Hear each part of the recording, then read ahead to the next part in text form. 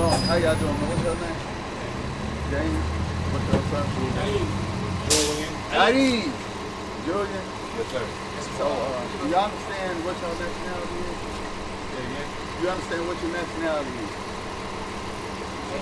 Nah. I'm not gonna say that. You don't? I'm seeing y'all. I know what y'all do. I'm seeing y'all. I'm calling y'all people. All right, look at this. Before you leave, look at this. Look at this. Look at this sign right there. Okay, look. Bring it out. This is the book of Deuteronomy. This is what happened to our people. Then it hadn't happened. This was a prediction that was given to our people. So it would be a sign right now so we'll know who we are. Because our nationality will be changed. Bring it out. Right now we call ourselves African Americans, Right. blacks, and all these other names. That's right. Our names was changed. Right. Read. The book of Deuteronomy, chapter 28, verse 68. And the Lord shall bring thee into Egypt again with ships. Hold on. He will bring us up into Egypt again with ships. Bring it out. Now, the first time we went into Egypt, we walked. Right. Right? Are you familiar with Moses parting the Red Sea and all that? No. Okay. So before that, we walked into Egypt. So if we walked into Egypt, why would we have to go back into Egypt again in ships? Does that make sense to you? No. Read that. Book of Exodus, chapter 20 and verse 2. I am the Lord thy God, which have brought thee out of the land of Egypt. Right there. God was the one that brought us out of Egypt. Can't no regular man part the sea. Y'all know that, right? Of course. If everybody be doing it. Yeah. Read that. I am the Lord thy God, which have brought thee out of the land of Egypt, out of the house of bondage. Out of the house of bondage. So when you hear Egypt in here, it also means house of bondage. That's right. So go back to read that. The book of Deuteronomy, chapter 28, verse 68. And the Lord shall bring thee into Egypt again with ships. Stop. Right here is spiritual Egypt.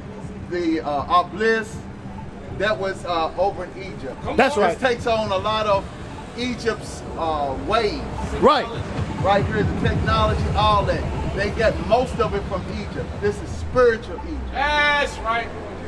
Keep By the way whereof I spake unto thee, thou shalt see it no more again. right there. When our forefathers was brought over on the slave ships. Bring it out. Have y'all seen y'all's land again? Right. I know I haven't. Bring it out. So that's part of the prophecy. That is a sign. Keep going. That's right. And there ye shall be sold unto your enemies. Right there, we were sold onto our enemies, right? Okay, when we came over here, we were sold to the Grecians. They wasn't our friend. What?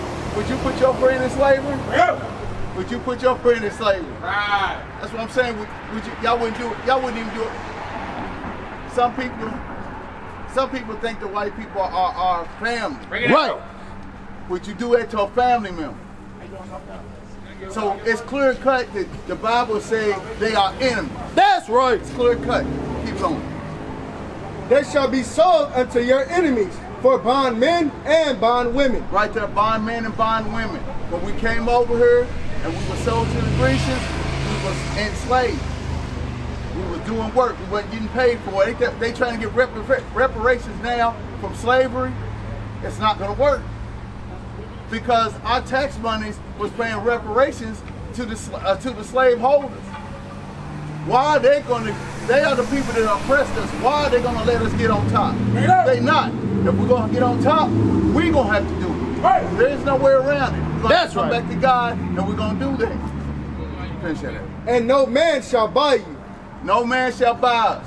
Right now, you are in forced slavery. That's right. You know what the forced part is? Do you want to be in poverty? Do you want to be in poverty? Do you want to be in poverty? That's the forced part. They mentally forcing you to think you got to go out here and have a job so you won't be poor. There's 3 types of slavery. That's one of them. So that's all they did was take the yoke off of us after we was destroyed enough not to fight them back. Right. And all those are signs. So we'll know who we are.